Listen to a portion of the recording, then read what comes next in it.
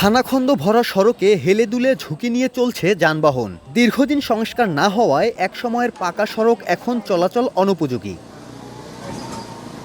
বরগুনার স্থানীয় সরকার প্রকৌশল অধিদফতরের অধীনে মোট ১,২৯৯ কিলোমিটার পাকা সড়ক রয়েছে। সংস্কারের অভাবে বেশিরভাগ সড়কে সৃষ্টি হয়েছে বড় বড় গর্ত, উঠে গেছে কার্পেটিং, ধুলোয় আচ্ছন্ন অধিকাংশ সড়ক ও আশপাশের এলাকা। চলাচলে ভোগান্তিতে জেলার মানুষ, পাশাপাশি নষ্ট হচ্ছে যানবাহনের যন্ত্রাংশ।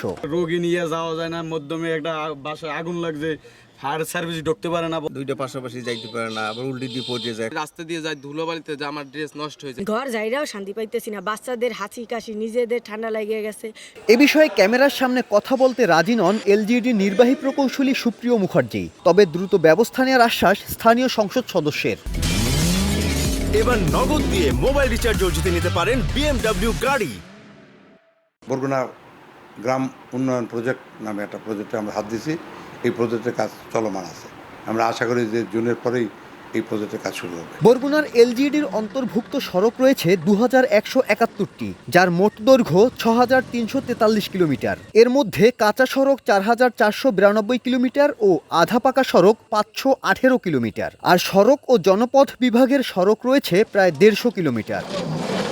সাইফুল মিরাজ, সময় সংবাদ, বরগুনা।